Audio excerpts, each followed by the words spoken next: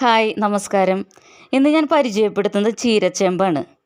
പലർക്കും അറിയാമായിരിക്കും, ചീരയായിട്ട് ഉപയോഗിക്കാവുന്ന ഒരുപാട് പോഷക ഗുണങ്ങളുള്ള ഒരു ചേമ്പാണിത്. ഇതിൻ്റെ ഇലയും തണ്ടുമൊക്കെ ഉപ്പേരി വയ്ക്കാനും ഒഴിച്ചുകറി വയ്ക്കാനൊക്കെ വളരെ രുചികരമായിട്ടുള്ളതാണ്. ചീരവർഗ്ഗത്തിൽ എനിക്ക് ഏറ്റവും ഇഷ്ടമുള്ളത് ഈ ചീരച്ചേമ്പാണ് കേട്ടോ. ഇതിന് സാധാരണ ചീരയുടേതുപോലുള്ള ഒരു പച്ചച്ചൊകയൊന്നും ഉണ്ടാവില്ല. ഈ ചീരച്ചേമ്പിൻ്റെ ഇലയ്ക്ക് ചൊറിച്ചിലൊന്നും ഉണ്ടാവില്ല കേട്ടോ, അങ്ങനെയൊന്നും പേടിക്കണ്ട.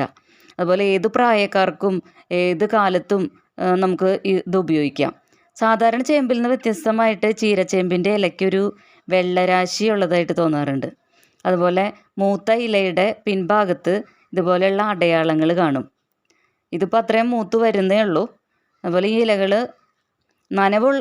ഈ ചെടി നനവുള്ള മണ്ണിൽ നടുകയാണെങ്കിൽ നന്നായിട്ട് തഴച്ചു വളർന്നോളും, വലിയ ഇലകളായിട്ട് ഉണ്ടായിക്കോളും.